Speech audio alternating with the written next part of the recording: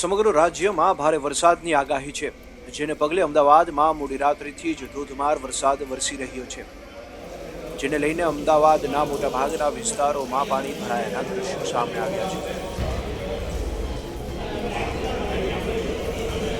જેમાં વહેલી સવારે જોધપુરથી રાજકોટ જતી ખાનગી બસ પાલડી પરિમલ પાસેના અંડરબ્રિજ અંદર બસને ના પાડવા છતાં ડ્રાઈવરે બસ અંદર નાખતા બસ અધવચ્ચે જ ફસાઈ ગઈ હતી.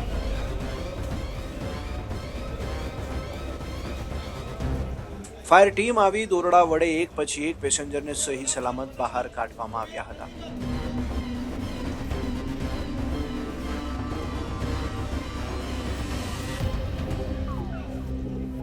તો બીજી તરફ ધરણીધર દેરાસર પાછળ આરસી પટેલ શાળા પાસે એક વૃક્ષ ધરાશયી અને બેરેજ રોડ પર 2 વૃક્ષ ધરાશયી થયાના અહેવાલો બહાર આવ્યા છે.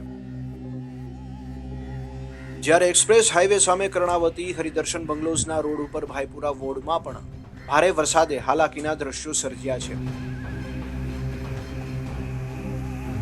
બોપલનું સ્ટર્લિંગ સિટીમાં પણ જળબંબાકાર જેવી સ્થિતિ છે.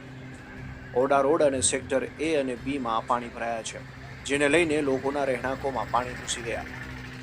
MC તાત્કાલિક પગલાં ભરે તેવી રહીશોની માંગ છે. બ્યુરો રિપોર્ટ, મુંબઈ સમાચાર, અમદાવાદ.